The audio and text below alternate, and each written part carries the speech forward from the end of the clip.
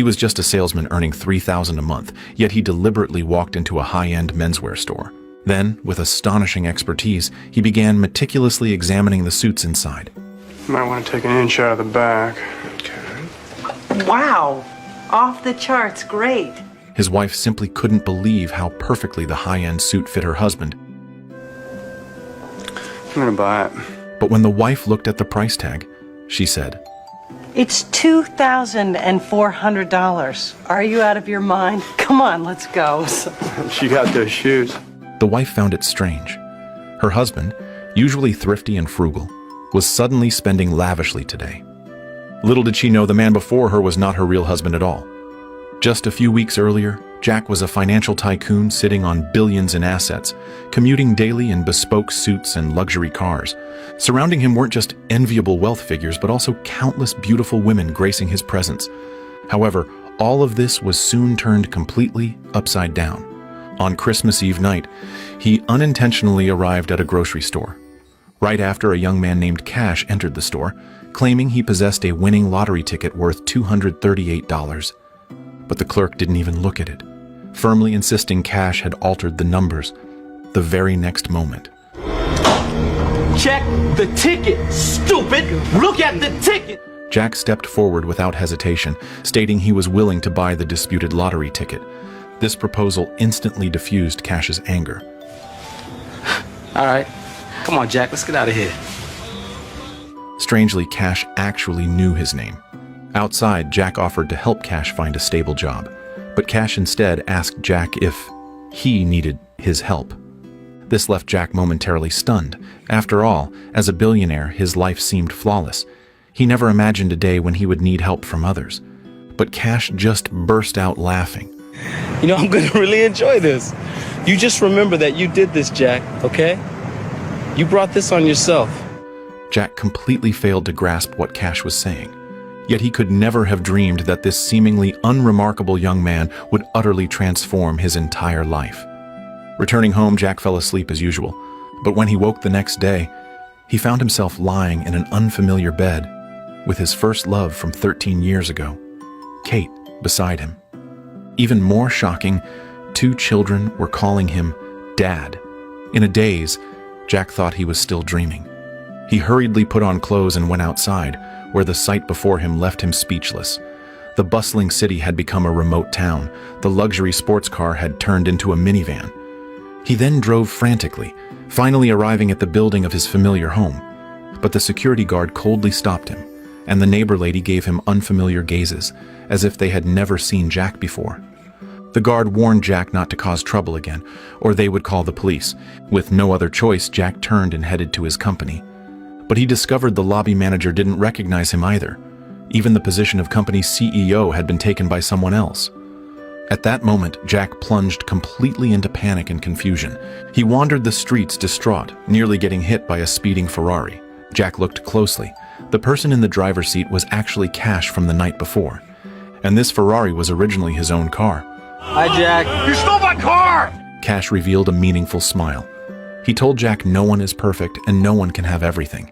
He was letting Jack experience a different life, where he could find what he had once lost. It turned out that the glorious achievements Jack possessed now all stemmed from a crucial choice he made 13 years ago. Back then, as a young man seeking better opportunities, he resolutely chose to leave his first love, Kate. He intended to return and make up for this regret once he succeeded in his career. Yet 13 years passed in a flash. Jack had achieved his dream and become the richest man in New York City.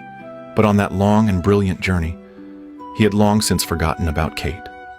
Then Cash handed Jack a bell. Will you come whenever I ring it? Now you gotta get out of the car, Jack. After Jack got out of the car, Cash drove away. With no other options, Jack could only pin his hopes on the map in his hand and drive back to that small town. But he couldn't remember exactly which house it was. So he decided to stop the car and ask for directions. Coincidentally, the passerby he asked turned out to be his closest friend in this world, Arnie. In Arnie's mind, Jack was a true winner at life. He lived in a spacious and comfortable 4-bedroom, 2-bathroom house, had a pair of lively and adorable children, and a wife who was the envy of others. Arnie then took Jack home. Seeing Jack return, Kate rushed to embrace him excitedly. It turned out that in her search for Jack, Kate had contacted everyone who might know his whereabouts. She had even been so anxious she considered calling the police, fearing something terrible had happened to him. At this moment, Jack felt an unprecedented level of care and warmth. Nevertheless, Jack still wanted to explain the reason and the whole story to Kate. And this is very strange because this isn't my house. Those aren't my kids. I'm not dad. I'm not a dad. You're not my wife. You know what, Jack? It's not funny this time because I am really mad. Seeing Kate didn't believe him, Jack took out the bell Cash had given him. The bell's sharp chime piqued his daughter Annie's interest, her eyes sparkling. She thought it was a new toy meant for her. Jack had no choice but to accept this misunderstanding for now. Kate then reminded Jack about the Christmas dinner party that evening. Jack opened the wardrobe to pick out suitable clothes, but couldn't help frowning. The wardrobe was filled with cheap clothes, clearly unsuitable for the party's atmosphere. At that moment, Annie caught sight of Jack and immediately turned and fled. Deep down, she knew this man wasn't her real father. As night fell, Jack arrived at the party venue. An elegant woman carefully helped him change his coat, her every movement subtly revealing her attraction to him. The atmosphere at the party gradually warmed up, and when Jack's gaze fell upon Kate, a long-lost warmth quietly surged in his heart. Because for the past 13 years, Jack had spent Christmas alone. As the noise of the party faded away, Jack returned to the cozy home, where Kate had already thoughtfully prepared a comfortable set of pajamas for him. At this moment, he genuinely felt the warmth of home. Then Kate gracefully stepped into the room and turned on some music. The children were already deep in dreamland, and they welcomed a rare time alone together. And at this moment, Jack suddenly realized that even after 13 years, Kate's beauty hadn't diminished in the slightest. You're really stunning. But this... You've really grown into a beautiful woman. Look at me like you haven't seen me every day for the last 13 years. Facing her husband's sudden compliment, Kate felt a bit startled, but an unspeakable joy surged within her. So she quietly slipped into the bathroom, hoping to surprise Jack with a fresh new look. But when she stepped out of the bathroom full of anticipation, she found Jack had fallen fast asleep. Kate didn't disturb him. She just gently tucked him in and then tenderly gave him a goodnight kiss. Their rare moment alone ended just like that, and Jack had actually pretended to be asleep on purpose because his heart was experiencing unprecedented turbulence and complexity. Waking up the next morning, Jack found no one beside him. He thought it was all over, but the clear cries of a child quickly pulled him back to reality. He clumsily changed the baby's diaper, his awkward movements once again drawing a look of surprise from his daughter. You're not really my dad, are you? No, I'm not. Facing his daughter's puzzlement, Jack chose honesty. He spoke of his confusion and helplessness, and Annie, with her innocent childish logic, actually thought Jack was an alien. Promise you won't kidnap me and my brother and plant stuff in our brains? Sure. Within this wonderful misunderstanding, a unique, unspoken bond formed between father and daughter, and Annie naturally became Jack's second friend in this world. Under Annie's guidance, Jack began adapting to the new routine. He dropped the little son off at daycare and took his daughter to winter camp. From his daughter, Jack learned he was actually a salesman at a tire shop, working 8 hours a day. At his workstation, photos of his family hung all around. In those pictures, he smiled brilliantly, as warm as sunshine. He didn't understand how he could smile so carefreely. In 1988, Jack had been honored as Employee of the Year. He recalled the other world, where he was still striving hard in London. It turned out that in this world, Jack's life path was completely different. He hadn't chosen to leave Kate, but had instead entered the marriage hall with her. Facing all this, Jack was filled with confusion. Why had this world's version of him chosen to waste his talent here instead of excelling in his career, like in the other world? He secretly wished that perhaps all this was just an elusive dream, and that one day he would wake up and everything would be back to normal. Yet day after day, a whole month passed, and this dream stubbornly refused to end. That day, the whole family went shopping, and Jack found himself drawn to a high-end menswear store. Stepping inside, he began trying on the exquisite suits. When he put on these familiar clothes, It felt like he had found his true self again. Kate followed him in and, seeing her husband in the high-end suit, couldn't help but admire how handsome he looked. Family finances required consideration. Kate persuaded Jack to take off the suit, promising a delicious cake as compensation. No. Do you have any idea what my life is like? Excuse me? I wake up in the morning covered in dog saliva. I drop the kids off, spend 8 hours selling tires retail. He was tired of the monotonous daily life. He didn't want to repeat those meaningless everyday chores anymore. The same guy that I was when we got married. You know what? Maybe you're not. Because the Jack Campbell I married would not need a $2,400 suit to feel better about his life. But I'm telling you, if that's what it's going to take, then buy it. In the end, Jack took off the suit and accepted Kate's promise of cake. On the way home, tears of disappointment were barely concealed in Kate's eyes. And it was also at this time that Jack learned the reason they lived in the countryside was because Kate had gotten pregnant unexpectedly back then. And his father had also developed a serious heart condition. To be with Kate, this world's Jack had bravely shouldered all the responsibilities, which had bought them their current stable life. Kate felt deeply content and satisfied with this, but Jack's mood remained heavy. To release his frustration, Jack went bowling and once again ran into the graceful woman, Evelyn. Remembering their previous interaction, Jack asked if there was something between them. Evelyn admitted that she had purposely worn a sexy dress at the Christmas party to catch Jack's attention. She also revealed she had bought 6 sets of run-flat tires, and her child was in the same dance class as Jack's daughter. All this was to get closer to Jack. After saying this, she invited Jack to her house over the weekend. Hearing this, Jack couldn't help but smile to himself.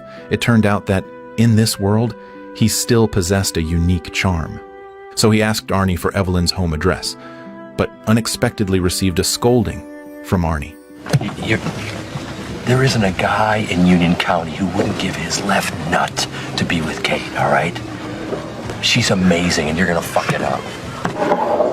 Jack couldn't understand why Arnie was so angry, until he returned home and his eyes fell on a videotape. Driven by curiosity, he pressed play. The tape showed the precious moment he proposed to Kate. It happened to be Kate's birthday that day. He had meticulously planned it, inviting the whole town to witness the moment, singing romantic love songs, creating an incredibly warm atmosphere. Watching the scenes on the tape, Jack's eyes welled up. All this should have happened in his world too. Yet he had personally abandoned the most important person, letting happiness slip through his fingers. Sitting in the empty living room, Jack sank into deep thought. The next day, Jack's attitude towards his current life shifted. He began enjoying being woken by the dog licking his face, then sleepily heating milk for the children. When he finished his chores and returned to the bedroom, he found Kate had been waiting, holding a huge gift box. Opening it, inside was a carefully arranged brand-name suit. Though a replica, it still looked incredibly handsome on Jack. It turned out today was their wedding anniversary. Kate closed her eyes, full of expectation, and asked Jack for her gift. But Jack had no idea about this. He froze. Kate's expression shifted from anticipation to disappointment. Seeing Kate's dejected look, an inexplicable pain surged in Jack's heart. Suddenly, an idea struck him. Why not take Kate into the city for a wonderful time? This was a place familiar to him. But for Kate, it was a place she had dreamed of yet never set foot in. Jack expertly ordered the food. Then they danced gracefully to the melodious piano music, all fatigue and unhappiness vanishing in that moment. After the dance, Jack asked Kate affectionately if she had ever wondered what their lives would be like now if they hadn't stayed together back then. I think about it too. I do. What are you sure about? I'm sure that right now, there's nowhere else I'd rather be than here with you. Kate laughed upon hearing this. Although Jack had been a bit unusual these past days, his love for her had never changed. They spent a romantic night at the hotel, like newly in love sweethearts. From then on, Jack's worldview quietly transformed. The little annoyances of daily life that once gave him headaches, like the occasional discordant notes from his daughter's violin practice, now became heartwarming melodies in his heart. He no longer chased the vanity of brand-name suits, instead learning to draw endless happiness and fulfillment from the ordinary moments spent with his family. Every morning before work, he would share a deep embrace and kiss with his wife.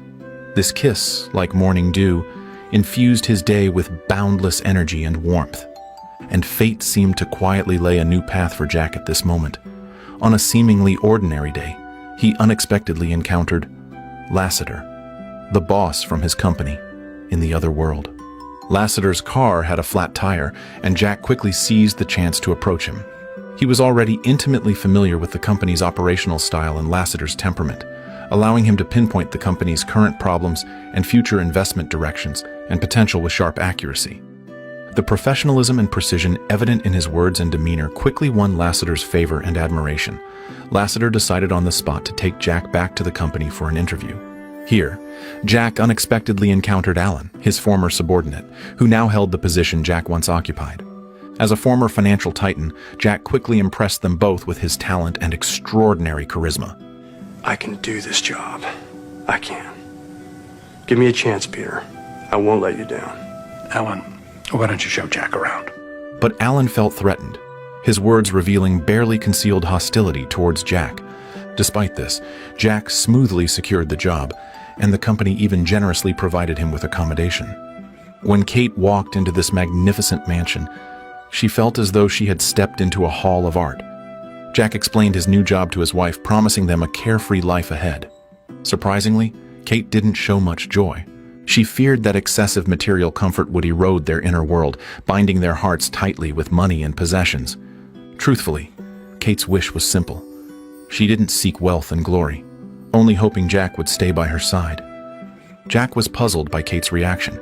In his view, they had found the golden key to unlock success, yet Kate seemed to want to block the lock itself. Don't go get a new career without even telling me about it.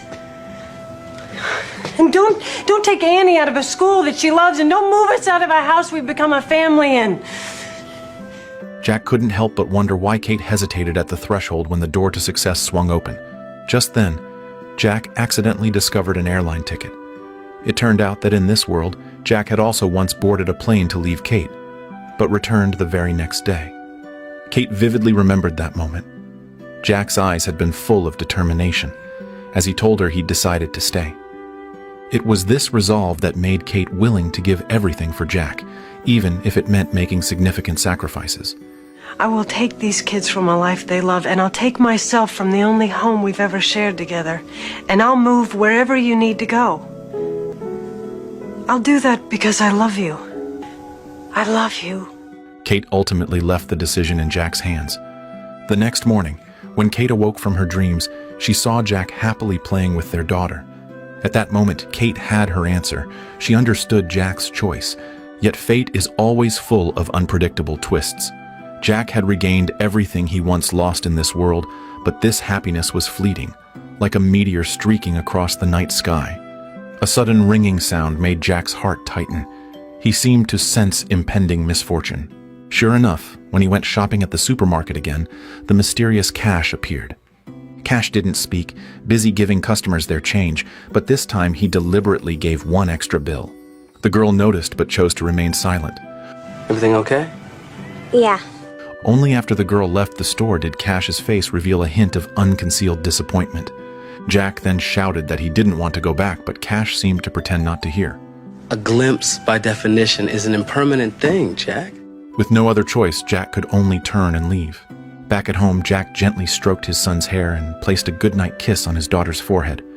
Although he had only stayed in this world for a few months, everything here was deeply etched in his heart. I need you to remember me, Kate. How I am right now.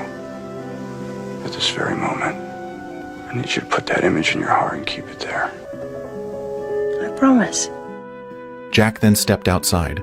Snow was falling heavily, and he wished with all his heart that this could last forever, even if it was just an illusionary dream. Back inside, Kate was already deep asleep, while Jack sat alone on the sofa, trying to fight off the overwhelming drowsiness with sheer willpower. But the fatigue surged like a tide. In the end, Jack couldn't resist its pull and slowly closed his eyes. When Jack woke up again, he found himself back in that familiar world. Kate was no longer by his side. The children's laughter was gone. The entire room felt empty. Today was still Christmas. Everything before truly felt like a dream, filled with longing and reluctance for all he had lost. Jack drove to that once warm home. Yet when he arrived, he was met by an unfamiliar face. The Kate he spoke of did not live here. On the way back, Jack's phone suddenly rang. A call from his company abruptly pulled him from his personal thoughts. With no other choice, he had to return to the office to handle matters first. The Jack now was not the vibrant man he used to be. Extreme physical and mental exhaustion had taken its place. However, Jack did not give up on finding Kate. He used his extensive network of contacts, and after some effort, he finally learned Kate's current address. Carrying anxiety and anticipation, he found the girl who had haunted his thoughts. In this world, Kate had become a successful lawyer and owned her own law firm. But regrettably, she was about to move to Paris with her firm. When Jack learned Kate was still single, a faint sense of secret delight stirred within him. Summoning his courage, he invited Kate for coffee, but Kate did not directly respond. Instead, she found a box on her own. It contained items she had kept for Jack all these years, and she felt it was time to return them. Looking at these items, Jack felt a tumult of emotions. He tried to persuade Kate to stay. Do you ever think about us, Kate? About what might have happened? This sudden question surprised Kate. After a brief silence, she politely declined Jack's invitation. Hearing Kate's answer, an inexplicable sense of loss washed over Jack. But he understood forcing things wasn't wise. Perhaps letting go was the best choice. After returning home, Jack pulled out a bottle of perfume from the box. Its familiar, subtle scent magically pulled his thoughts back to those beautiful times with Kate 13 years ago. And those precious photos, each one like a mark of time, reminded Jack of their university days together. At this moment, he decided to cast everything aside and fight for one more chance, no matter what. He floored the accelerator, racing to the airport at top speed, his resolve firmer than ever before. And God favored him once more, in the very last moment, before Kate entered the boarding area. And when she smiles, and Josh, we've dealt with our share of surprises and made a lot of sacrifices, but we stayed together. And it made me a better person to be around you. And if you get on that plane right now, I know we could both go on with our lives, and we'd both be fine. But I've seen what we could be like together. And I choose us. Perhaps Jack's dreamlike story awakened beautiful memories buried deep in Kate's heart. Or perhaps the fragments of life revealed in his words coincidentally matched the ideal life picture Kate had once envisioned. Only at this instant did Kate wake as if from a dream. She realized that choosing to remain alone all these years might have been because deep down, she couldn't bear to part with that pure feeling, and had silently held on to it. After 13 years, their life paths crossed unexpectedly once more. As for whether they ended up together in the end, no one knows. But one thing is certain, life has no what-ifs, nor can it be redone. Every choice made at a crucial moment can lead us towards a completely different future. Do you crave a life of influence and power, or one that is ordinary but real? Do you seek glory and success, or the warmth of a family gathered close? But in fact, we can only choose one, forever admiring the other kind of life from afar. Therefore, cherishing and holding on to what we have right now is what we should most steadfastly pursue. Just as Jack and Kate expressed in the movie, "I want us together."